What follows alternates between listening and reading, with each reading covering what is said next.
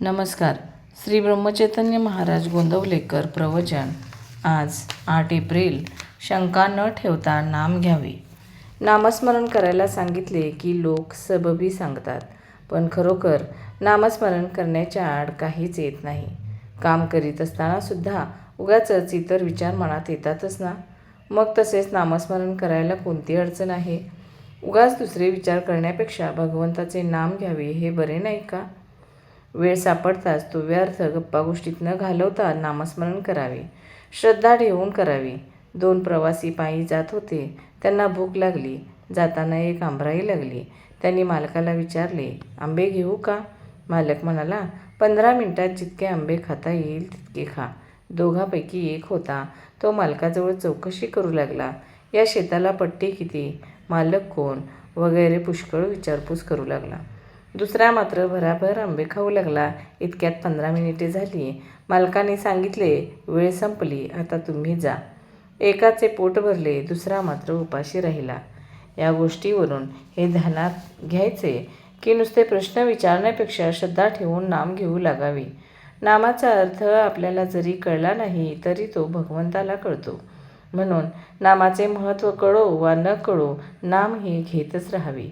ध्रुवाने काय केले? नारद वचनावर विश्वास ठेवून नामस्मरण प्रेमाने करू लागला. तो इतर विचारांच्या शंका कुशंकांच्या नादीस लागला नाही. एक तत्वनाम हेच त्याने धरले.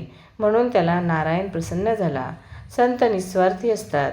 ते तळमळीने सांगतात, त्यावर आपण श्रद्धा ठेवावी आणि नाम घ्यायला सुरुवात करावी. अखंड नामातच राहावे. नाम किती दिवस घेत राहावे? नाम सोडावेसे वाटत नाही तोपर्यंत ते घ्यावे. नामात रंगून जाईपर्यंत नाम घ्यावे. नामस्मरणात रंगला की नाम सुटणारच नाही. भगवंताचे नाम हेच श्रेष्ठ आहे. त्या नामात रंगेल तोच खरा. चरित्र विसरले तरी चालेल, पण नाम विसरू नये. कारण नामात सर्व चरित्र साठवलेले आहे.